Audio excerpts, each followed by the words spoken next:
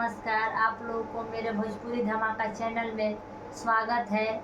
मेरी वीडियो पसंद आए तो सब्सक्राइब ज़रूर कीजिएगा और लाइक शेयर ज़रूर कीजिएगा और कमेंट भी करना नहीं भूलिएगा। आज आप लोगों के सामने तिलक गीत लेकर उपस्थित हुई हूँ। कृपया अपना प्यार सपोर्ट ज़रूर दीजिएगा। धन्यवाद। जनी बैठा धूनी के कपार, न त होई तोहार बुरा हाल। जनी बैठा धूनी के कपार, न त हाल होई बुरा तोहार।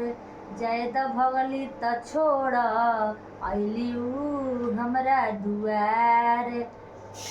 भैया के हमरा जदी लभर रही सरवाजी, भैया के हमरा जदी उलभर रही सरवाजी। कि तोहरे बहिनिया जिंदगी भर रही सरवाजी। कि तोहरे बहिनिया जिंदगी भर रही सरवाजी। जदि बात सरवा मनबा हो, भैया के जीजा जनबा हो।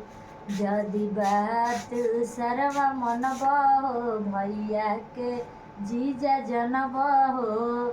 तोहर बहिनी खिलाड़ी नु हो, चलावेली ऐसन गाड़ी नु हो। तोहर बहिनी खिलाड़ी नु हो, चलावेली प्यार के गाड़ी नु हो। चपकल जैसे मोबाइल के कभर रही सरवाजी। चपकल जैसे मोबाइल के कभर रही सरवाजी।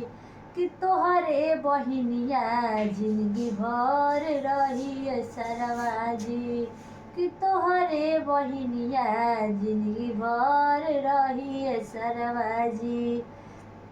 भैया के हमारा पोल्हावेली, डोला पाती वाला खेलावा खिलावेली। भैया के हमारा पोल्हावेली, डोला पाती वाला खेलावा खिलावेली। ऐठेली देहिया ऐसन हो, नागिन के जैसन हो। ऐठेली देहिया ऐसन हो, नागिन के जैसन हो। मन में जे उनका सबर रही सरवाजी। मन में जे उनका सबर रही सरवाजी।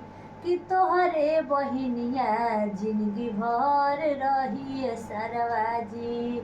कि तोहरे बहिनिया जिंदगी भर रही सरवाजी।